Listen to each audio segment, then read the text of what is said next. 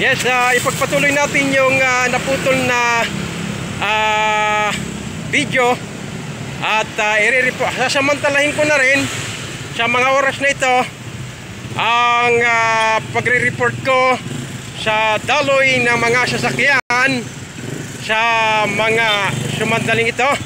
At nandito nga ako sa panulukan ng Constitutional Road, ganun din ng Capitol Road, at i-report ko ang daloy ng mga sasakyan sa mga sumandaling ito.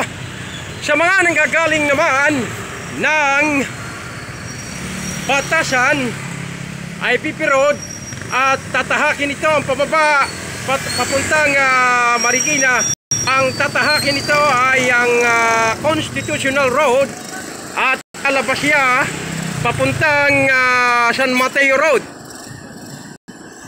At nasa gawing kanan naman ang nanggagaling ng Marikina, ganon din ang Montalban, ay banayad naman ang daloy ng mga sasakyan sa mga sumandaling ito.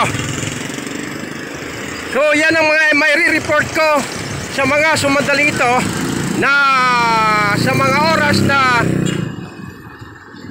alas 8 na ito ng gabi, 8 na ng gabi ang mga oras na ito.